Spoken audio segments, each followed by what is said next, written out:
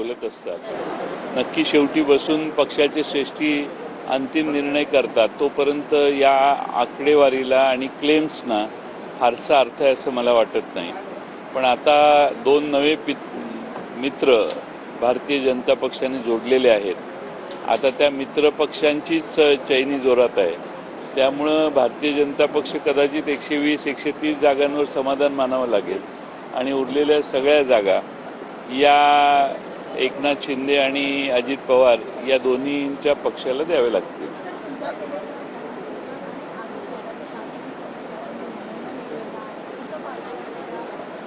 मला नक्की माहीत नाही फॅक्ट्स काय आहेत.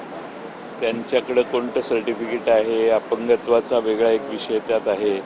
मला एक्झॅक्ट माहीत नाही फॅक्ट्स काय आहेत, त्यामुळे त्याच्यावर बोलणं योग्य नाही. राष्ट्रवादीचे दोन्ही गट एकमेकांच्या विरोधात असल्याचं जे चित्र आहे तो स्थानिक पातळीवर जर पाहिलं तर राष्ट्रवादीचे दोन्ही गट एकत्रित काम करताना बऱ्याच विधानसभा मतदारसंघामध्ये दिसतात. उदाहरणादाखल जर पाहिलं तर हिंगोली जिल्ह्यातील वसमत विधानसभा मतदारसंघामधील जयप्रकाश दांडेगावकर हे राजू नवकर यांना अप्रत्यक्षरित्या मदत करणारे चित्र आहे. उद्याच्या विधानसभा निवडणुकांमध्ये काय चित्र असणार आहे?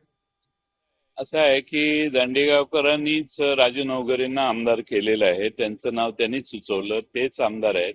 या कार्यकाळात जी कामं केलेली आहेत त्या ठिकाणी मी जलसंपदा मंत्री असताना पाणी परवाने त्यांना तिथं बंधाऱ्यांच्यासाठी वगैरे दिले. त्याचे कार्यक्रम एकत्रित झाले असतील, त्यात काही विशेष नाहीये, विकास कामं आहेत.